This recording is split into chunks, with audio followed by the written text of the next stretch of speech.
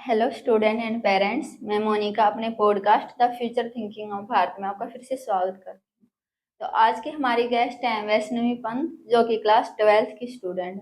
तो चलिए इनके साथ स्टार्ट करते हैं अपना आज का podcast. Hello Vaishnavi. Hello, ma'am. Welcome to the future thinking of Bharat show. Hello, everyone. My name is Vaishnavi, and thank you, ma'am, for giving me this opportunity कि मैं अपने व्यूज को आपके ऑडियंस के साथ शेयर करूँ। ओके, कैसे हैं आप? मैं ठीक हूँ। हाँ ओके वैष्णवी, आप हमारी ऑडियंस को अपने बारे में बताइए। तो मेरा नाम वैष्णवी पंत है और मैं ग्रेड 12th में हूँ। और मेरी फैमिली में 4 लोग हैं। हम एक न्यूक्लियर फैमिली ही है और सबकी तरह बहुत सिंपल तरीके से रहते हैं बस।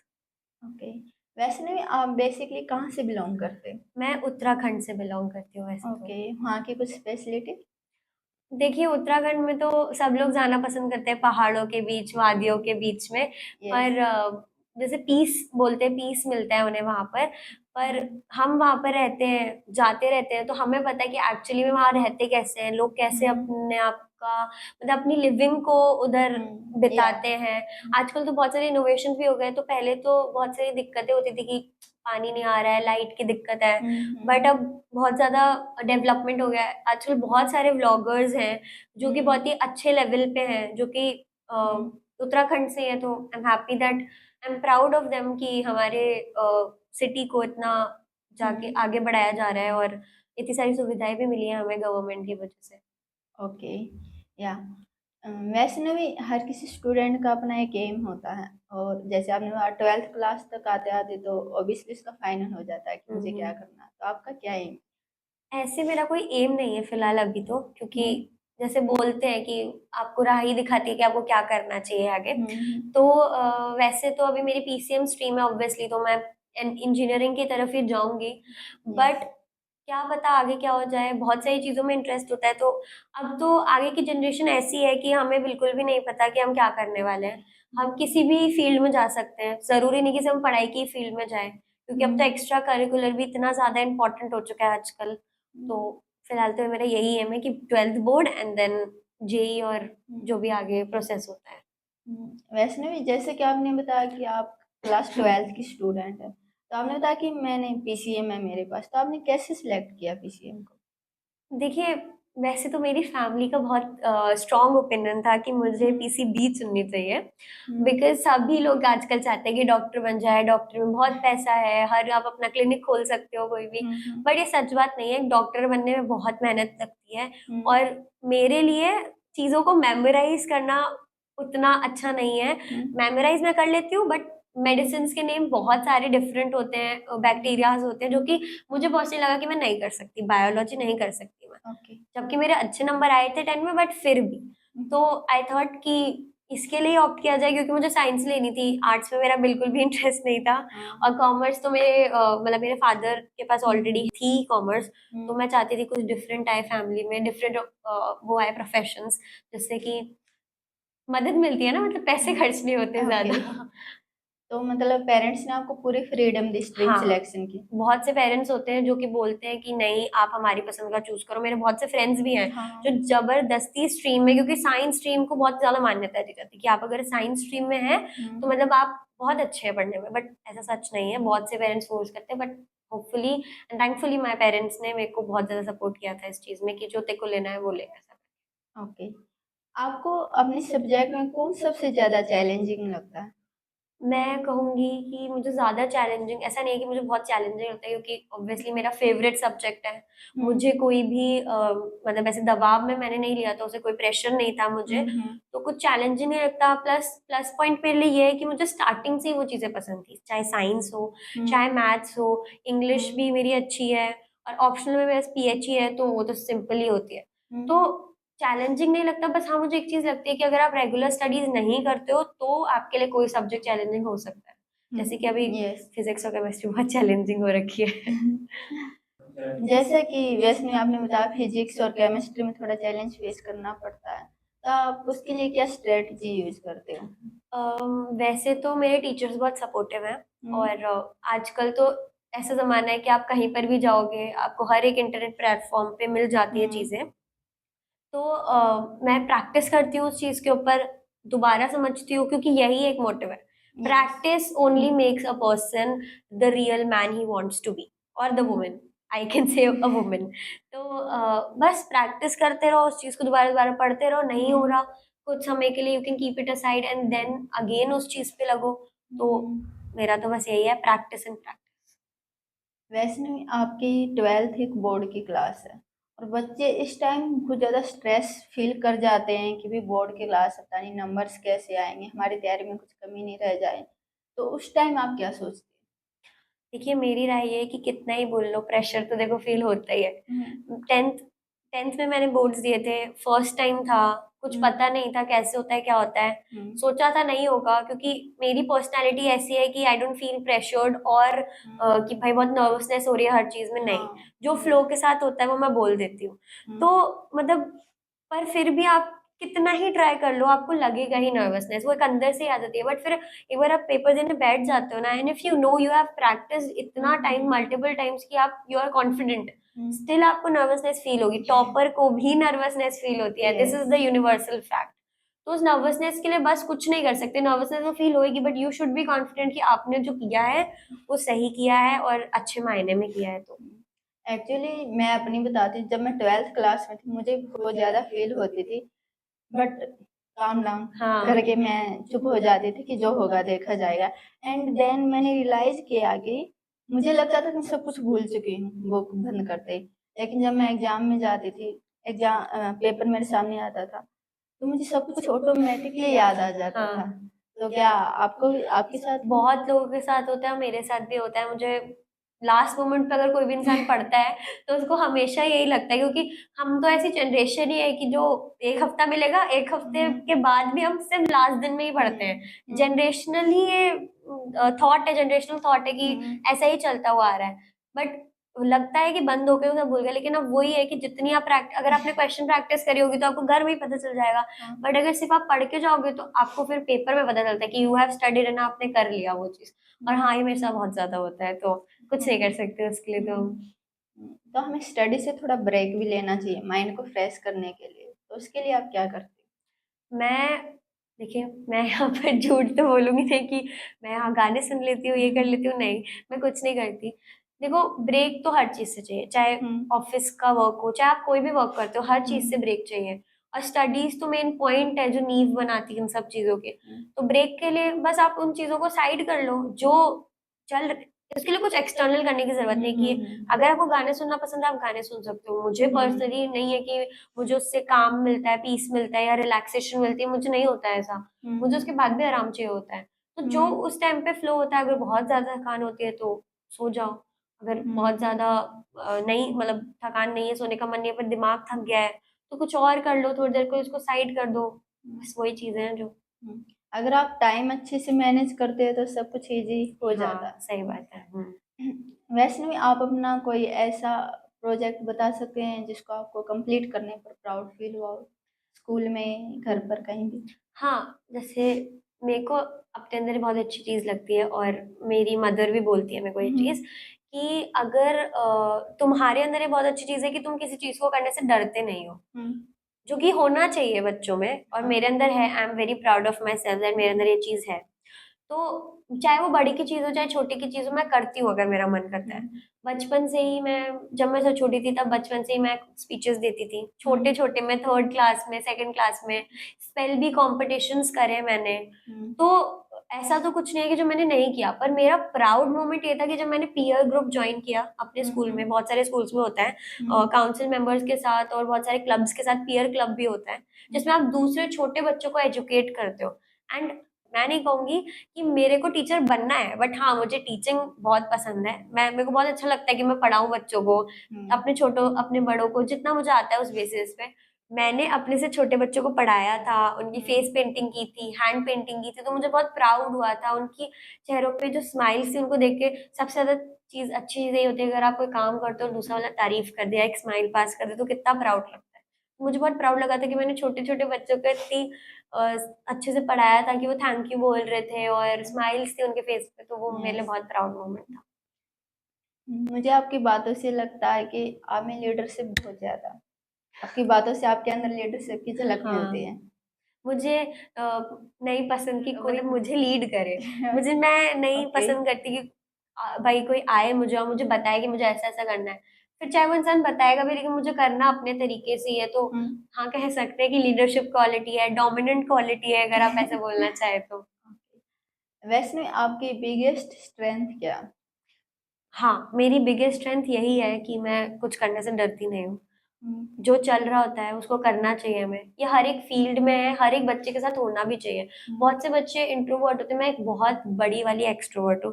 मेरे को बोलना बहुत पसंद है, अगर आपको पता चल रहा होगा तो मैं बहुत ज्यादा बोलती हूँ, एक्स्ट्रा ही बोल देती हूँ।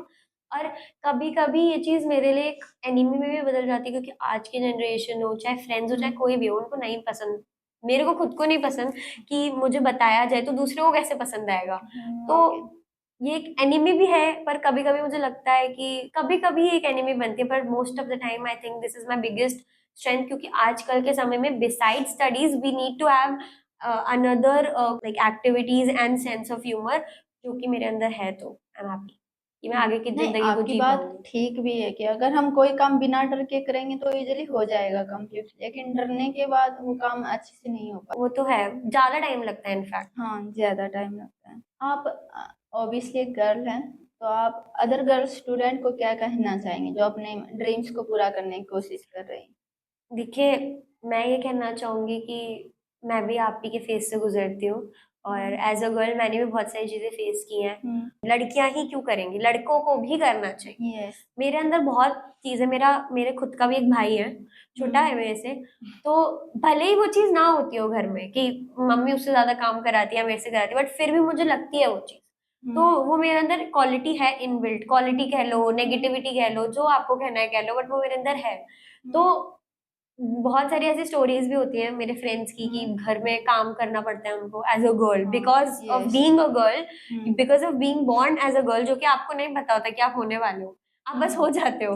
और फिर भी आपको घर का काम करना पड़ता है। देन पेरेंट्स एक्सपेक्ट कि आप क्या करोगे, पढ़ाई भी करोगे, अच्छे नंबर भी लाओगे, ड्रीम्स को भी पूरा करोगे। तो इससे एस्केप करने का ना सिर्फ एक ही तरीका है कि आप अपने ड्रीम्स पे फोकस करो।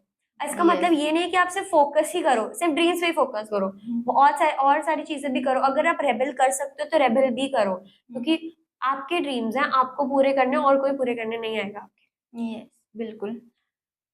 वैसे में कभी आपको ये फील हुआ है कि अगर मैं लड़का होता तो मुझे ये अपॉर्चुनिटी मिलती जो कि अभी नहीं मिल रही है बीइंग ए गर्ल? हाँ, मतलब कह सकते हैं, बट मतलब जैसे आप audience, as a girl audience जो कोई सुन रहा होगा मेरी बात को, उनको तो बहुत फील होता होगा, सारी लड़कियों का। आपको भी ये फील होता होगा कि अगर मैं लड़का होती तो मैं ये कर लेती, क्योंकि चाहे घर देर से आने की बात हो, चाहे बाहर जाने की बात हो, चाहे कोई छोटा मोटा काम करने की बात हो, मोस्ट अभी तो हमें इतनी, मेरी फैमिली ओपन माइंडेड है इतनी कि मुझे नहीं फेस करना पड़ता ज्यादा चीजें। बट जो फैमिलीज ओपन माइंडेड नहीं होती है, जिनके बच्चों को इतनी फ्रीडम नहीं होती, जिनकी गर्ल चाइल्ड को इतनी फ्रीडम नहीं होती, उनको पता है कि उनको कितना चीजें छुप छुप के करनी पड़ती है।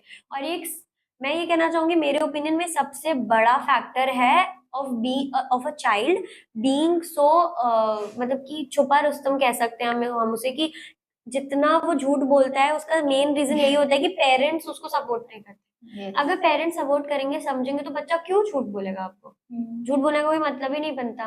तो बहुत ज्यादा होता है ऐसा कि हाँ, मेरे को मन करता है कि मैं लड़का होती, पर एट द सेम टाइम बाहर जाने की अगर मैं बात करूँ तो मैं ये भी समझती हूँ कि सबका कंसर्न सही है।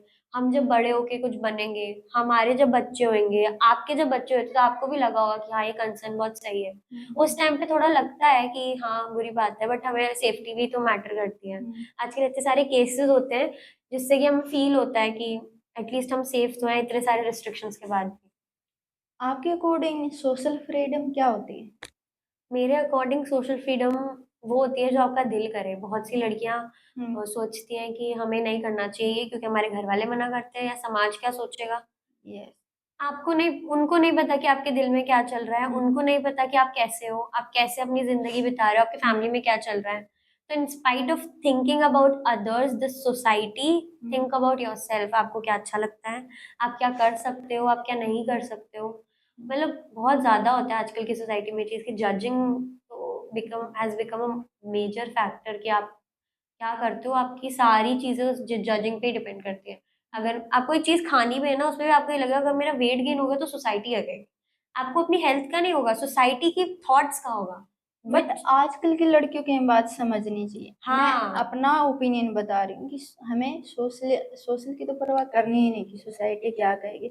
हमें ओनली अपने पेरेंट्स का, अपनी फैमिली का ध्यान रखना है कि हमारी फैमिली को अच्छा लग रहा है या बुरा लग रहा है, तो उसी पर हमें ज्यादा फोकस करना है। यही बात है। और ये चीज आप ही लोगों को समझनी पड़ेगी, क्योंकि हम आपको सिर्फ बोल सकते हैं, मैम भी सिर्फ आपको पॉडकास्ट के थ्रू ये समझाना चाहती हैं हम्म, कि पढ़ाई is a major thing, but उसके साथ साथ जो भी सोसाइटी में चल रहा है हम्म, उसको अपने ऊपर हावी नहीं होने देना यस चाहिए। बिल्कुल। लोग बोलते हैं नहीं लड़की है उसे क्या कहते हैं, सोल्जर नहीं बनना चाहिए, आर्म फोर्सेस में नहीं जाना चाहिए। प्लेन यस कैसे उड़ा रही है वो? गुंजन सक्सेना ने यस एयरफोर्स बिल्कुल। में उसमें प्लेन नहीं उड़ाया होता, हम्म, तो अभी और सारी लड़कियां कैसे उड़ाएगी? यस पहली कदम तो चलानी ही पड़ेगी ना यस, किसी ना किसी को। फर्स्ट लेडी थी वो। यस। वैसे नहीं, क्या आपको ये सोशल फ्रीडम है अपने घर में? हाँ मुझे बहुत है ना, हैप्पी दैट मुझे है। ओके। वैसे नहीं, हमारी कंट्री के डेवलपमेंट में लड़कियां क्या योगदान दे सकती हैं? देखिए इस पे मैं बहुत एक अच्छी चीज कहना चाहूंगी कि क्या योगदान दे सकती हैं, तो बोलना बहुत गलत हो जाएगा यहाँ पर, क्योंकि देती ही है। यस। सोसाइटी में चाहे कंट्री में बोले, hmm, women is the main child bearer. वो चाइल्ड यस। को वो रिप्रोड्यूस करती हैं, चाइल्ड को बॉर्न करती हैं, जिससे कि हमारी जनरेशन आगे बढ़ रही है। तो सबसे मेजर तो कंट्रीब्यूशन उनका यही हो गया। यस। जितना उनको दबाया जाता है उस बेसिस पे अगर मैं बोलूँ तो, अगर वुमेन नहीं होगी तो मेन कुछ नहीं कर सकते अकेले। बहुत सारे लोग बोलते हैं कि जो वुमेन होती है वो मेन के बिना कुछ नहीं कर सकती, but this statement is wrong. Main कुछ नहीं कर सकते वुमेन के बिना। हर एक सक्सेसफुल मैन के पीछे एक वुमेन का हाथ होता है। तो मैं ये कहना चाहूंगी कि वो कंट्रीब्यूट करती हैं, चाहे वो चाइल्ड बियरर हो, चाहे वो सोसाइटी में कुछ अपना योगदान दे रही हो as a service person. Service factor में बहुत ज्यादा काम करती हैं वो, सर्विस प्रोफेशंस में। इंजीनियर हो गया, मेडिकल हो गया। तो गायनो नहीं होती है आजकल, तो बहुत सारी वुमेन हेजिटेशन फेस करती है कि मुझे नहीं दिखाना अगर गायनो नहीं है। और गायनो कौन, बेसिकली गायनो एज अ वुमेन नहीं होती। तो मेन को बहुत सारे आजकल की वुमेन दिखाने को थोड़ा होता है कि मेन को नहीं दिखाना चाहती वो, तो अगर वुमेन इस प्रोफेशन में नहीं होती तो वो औरतें कहाँ जाती? तो वुमेन बहुत कंट्रीब्यूट करती है सोसाइटी में, बहुत मेजर फैक्टर है सोसाइटी। वैसे ना, आपकी एज की लड़कियों को ड्रेसेस, हेयर्स, मेकअप का शौक हो जाता है, तो आपको क्या शौक है इन सब चीजों का? बहुत अभी तो इतना नहीं है, पहले इससे भी इससे भी कम था। हाँ। मतलब पहले मुझे मेकअप करना नहीं पसंद था, क्योंकि मेरी स्किन बहुत सेंसिटिव है, तो नहीं होता था, तो मुझे पसंद नहीं था। बट अब मैं मेकअप भी करने लगी हूँ थोड़ा बहुत। मुझे ड्रेसेस जैसे ऐसे कट स्लीव्स ड्रेसेस पहनना पसंद नहीं था। लोग बोलते ना थोड़ा यहाँ यहाँ तक की ड्रेसेस होती है यस। स्ट्रैप वाली, वो भी पसंद नहीं थी। बट अब जैसे जैसे बढ़ रही हूँ वैसे वैसे अडेप्ट कर रही हूँ, पसंद आ रही है चीजें, अकॉर्डिंग टू एज था। और मैं ये नहीं कहूंगी गलत है, आजकल बहुत सारे लोग इसी को प्रोफेशन बना रहे हैं। मेकअप आर्टिस्ट होते हैं, यस। वो भी मेनली वुमेन ही होती है। हेयर ड्रेसर्स होते हैं, वो भी वुमेन होती है। स्टाइलिस्ट वुमेन्स होती है। यस। फैशन डिजाइनिंग में भी वुमेन है। आजकल वुमेन कहाँ नहीं है, आप बताओ, नेम करो एक ऐसी जगह जहाँ वुमेन नहीं है। ओके। आप किसके ज्यादा क्लोज हैं? मैं अपनी मम्मी के। ऑब्वियसली आप अपनी बातें भी शेयर उन्हीं से करते हाँ। हैं। ओके। Very nice. ये भी अच्छा है कि आप अपनी बातें शेयर करते हैं, मन में नहीं रखते। कोई तो है जिसके साथ आप अपनी बातें शेयर करते हैं। पहले ऐसा लगता था टीनेज में कि मम्मी सबसे बड़ी दुश्मन है, लेकिन अब जैसे जैसे मैं बड़ी होती जा रही हूँ, 18 एज के पास आती जा रही हूँ, वैसे वैसे फील हो रहा है कि जो मम्मी बोलती थी वो सही है। और मैं ये नहीं कहूंगी आप गलत हो, अगर टीनेज की कोई भी गर्ल देख रही है तो आप गलत हो। मेरा ये कहने का मतलब है कि मदर भी उस टाइम पे उस स्टेज पे नहीं होती कि वो आपको समझ सकती है, क्योंकि उनका भी फर्स्ट टाइम होता है एज अ पेरेंट, है ना। तो आपको भी समझना चाहिए उस टाइम पे कि मेरी भी पेरेंट का फर्स्ट टाइम है बीइंग अ पेरेंट। एज मैं एक चाइल्ड होके फर्स्ट टाइम मेरा चाइल्ड बनना है, उनका भी पेरेंट बनना फर्स्ट टाइम ही है। तो हमें उस चीज को समझना चाहिए। अभी मेरी मम्मी भी मुझे बहुत समझती है, ज्यादा बातों पे कुछ बोलती नहीं, क्योंकि उन्हें पता है कि अगर पेरेंट्स को पता होगा ना कि आपके अंदर समझदारी, आप सही राह पे चले, तो आपको कोई कुछ नहीं बोलेगा। तो हमेशा सही राह पे चलिए। वैष्णवी, आपने बिल्कुल सही बोला। एक्चुअली मेरे साथ भी ऐसा हुआ है। मैं भी जब 8th 9th 10th क्लास में होते हैं, तब वैसे फीलिंग आती है कि मम्मा टोक रही है, बहुत बड़ी दुश्मन है। लेकिन जैसे जैसे आप बड़े होते हैं तो आपको वो सारी बातें रियलाइज होती हैं कि यस, हमारी मम्मा बिल्कुल सही बोलती थी। और शादी के बाद मैं आपको अपना एक्सपीरियंस बता सकती हूँ। अब कई बार सोचते हैं कि हाँ, मम्मा ये कहती थी ऐसा होगा, रेडी रहना, आप समझदारी से काम लेना, मतलब काफी कुछ अब चीजें यादें आती है। ये तो बहुत इमोशनल बात हो गई क्योंकि अभी जिसके पास पेरेंट्स हैं, जिसके पास मदर है, उनको कदर नहीं होती है। जिसके पास नहीं है उनको फील होता है कि हमारे पास मदर नहीं है। अगर आपको फ्यूचर में या अभी के टाइम भी किसी पर्सनैलिटी से मिलने का मौका मिले तो कौन होगा? मैं इस क्वेश्चन के लिए बहुत ज़्यादा ही तैयार थी क्योंकि मैं कहूँगी कि मैं यूट्यूब वीडियोस बहुत देखती हूँ। मैं स्टडी विद मी की बहुत बड़ी शौकीन हूँ। मुझे बहुत पसंद है कि लोग व्लॉग बनाते हैं क्योंकि मुझे मेरा इंटरेस्ट है व्लॉगिंग में। सीरियसली आई लव व्लॉगिंग, मेरे को शूट करना बहुत पसंद है।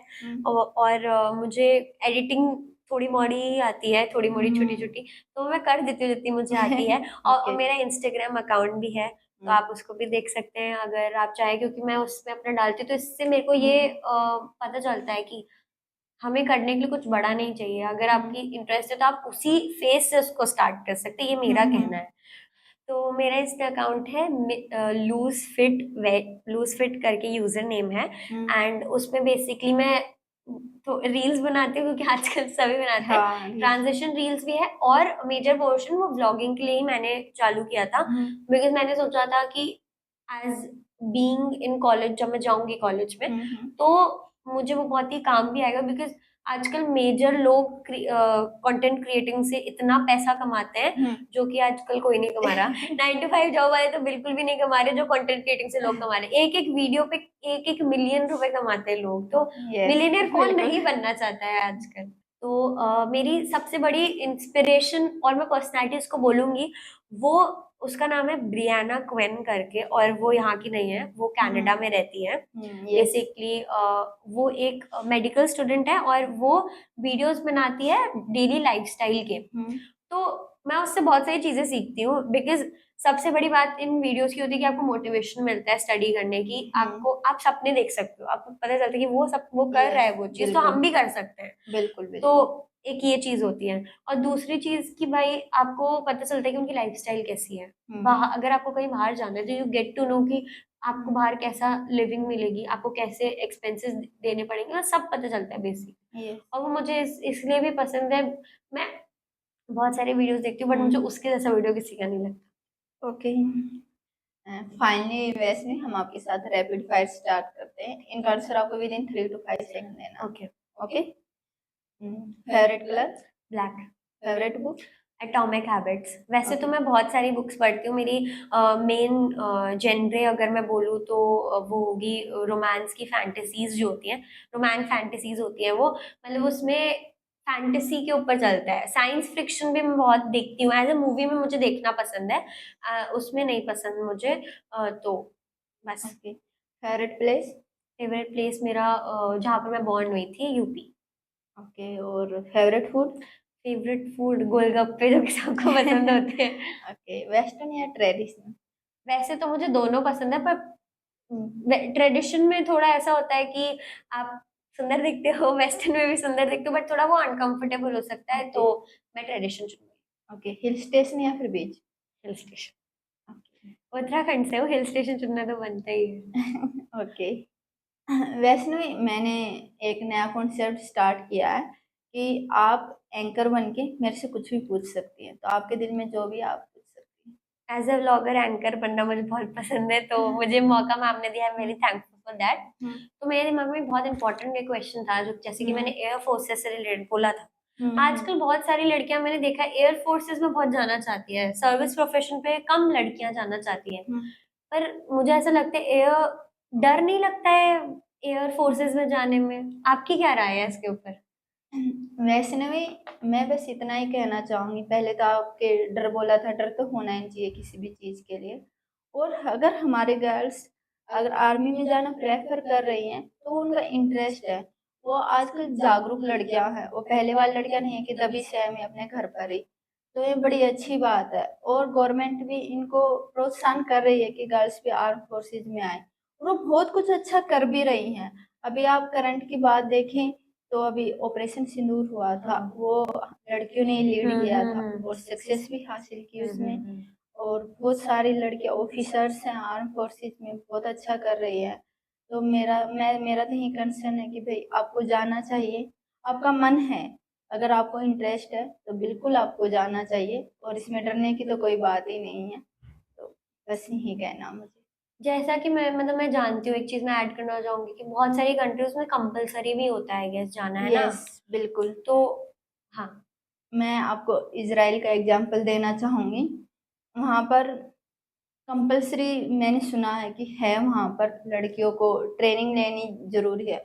और मुझे लगता है कि हर कंट्री के हर आदमी को ये ट्रेनिंग लेनी चाहिए, चाहे बॉयज हो चाहे गर्ल्स हो, ताकि आने वाले टाइम में वो काम आ सके। और इजराइल की सेना को गर्ल्स के कारण कहते हैं कि सबसे ज्यादा पावरफुल है वहाँ की फोर्स। ओके वैष्णवी, आप हमारे स्टूडेंट ऑडियंस को कोई मैसेज देना चाहेंगे?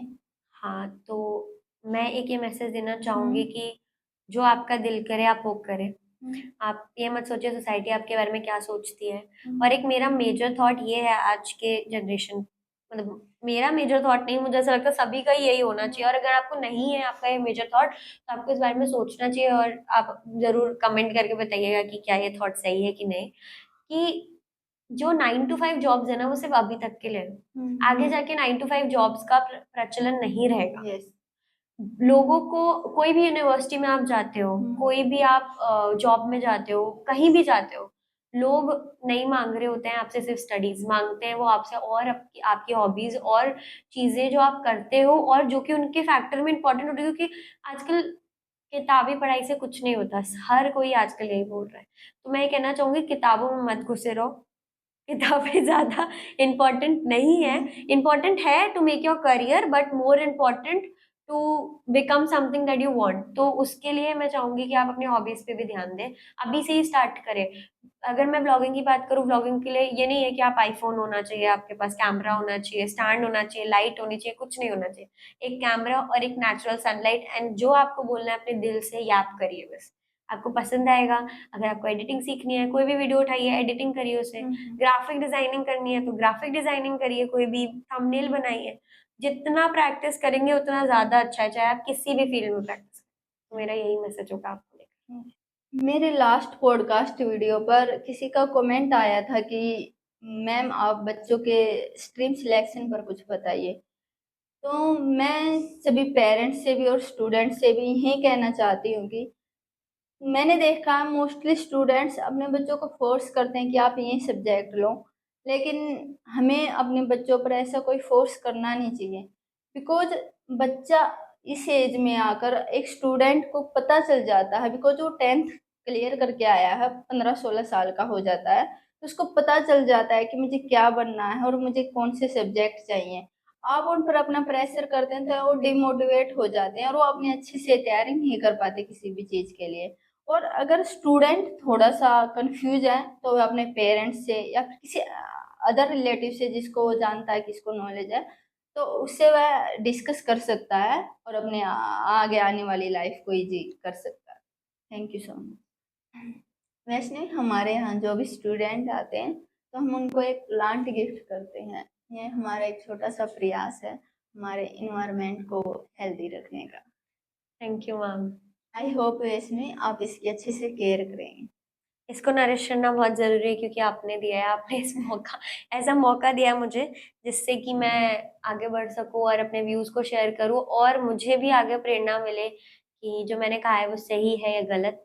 तो I am thankful for that also. Thank you. वैसे में हम अपने स्टूडेंट्स का ऑटोग्राफ भी लेते हैं, तो प्लीज आप भी अपना ऑटोग्राफ एकदम सेलिब्रिटी वाली फीलिंग है, आप भी आके पॉडकास्ट देके जाइएगा। दीजिए।